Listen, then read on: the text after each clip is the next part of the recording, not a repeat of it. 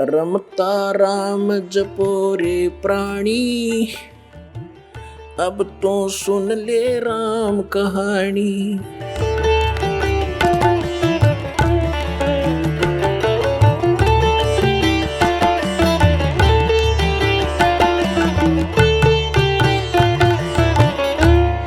अब हम आते हैं अपने प्रसंग पर कि परमात्मा 600 वर्ष पहले आकर बताया करते थे, तीन देव की जो करते भक्ति, उनकी कदे ना होवे मुक्ति।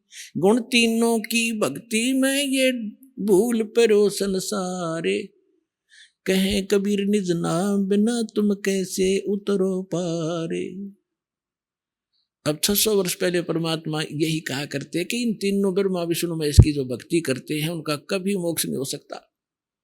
और इसी बात का विरोध कर दिया उन नकली आचार्यों, शंकराचार्यों ने, मंडलेश्वरों ने, ब्राह्मणों ने, कि कबीर हमारे धर्म की हानि करता है, हमारे देवताओं की इंसल्ट करता है, इसको मारो, पत्थर मारो, बुरा हाल कर दिया, बदनाम कर दिया।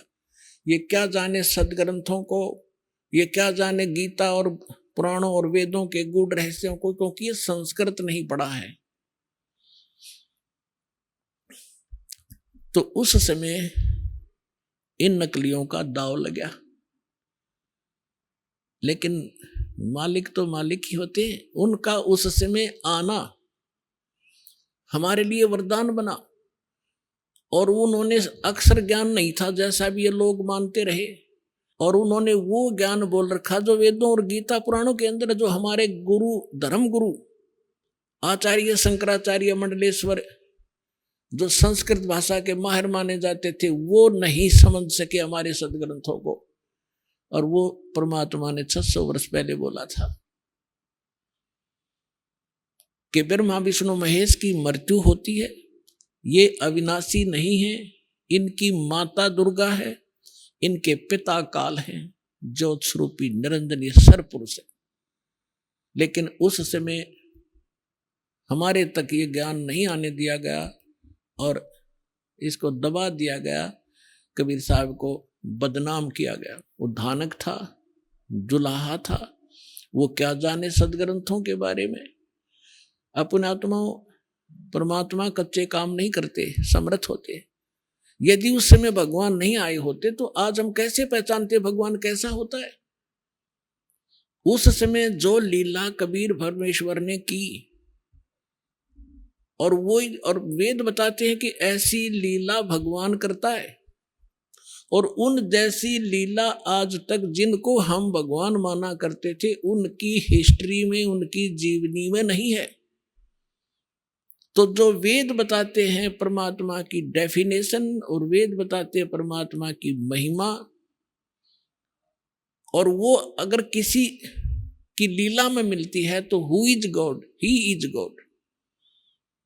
तो कौन है वो परमात्मा? वही है वो परमात्मा जो वेदों अनुसार ज्ञान है, और वेदों अनुसार उसकी महिमा है कि वो कैसे लीला करता है, कैसे आता है, और कहाँ रहता है, कैसा वो फॉर्म है उसकी, साकार है या निराकार है। आज तक जितने भी पंथ हैं, धर्म हैं, और सभी परमात्मा को निराकार बताते हैं।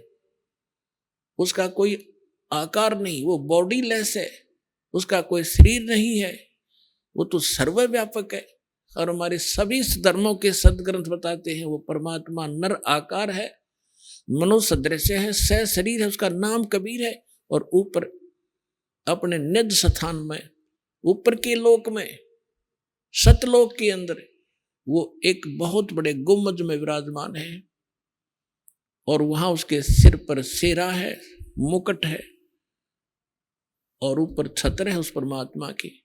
ये तो हमारे सदग्रंथ बताते हैं। और जिन महापुरुषों को परमात्मा मिले वो आंखों देखा संत बताते हैं। आप सुन रहे थे जगत गुरु तत्वदर्शी संत रामपाल जी महाराज जी के मंगल प्रवचन। अधिक जानकारी के लिए विजिट कीजिए हमारी वेबसाइट www.jagatgururampalji.org। संत रामपाल जी महाराज जी के शुभ आशीर्वाद से पूरे विश्व भर में 500 से भी ज्यादा नाम दीक्षा केंद्र हैं, जिन पर संत रामपाल जी महाराज जी द्वारा ऑनलाइन निशुल्क नाम दीक्षा दी जा रही है। अपने नजदीकी नाम दीक्षा केंद्र का पता करने के लिए संपर्क करें 8222880541।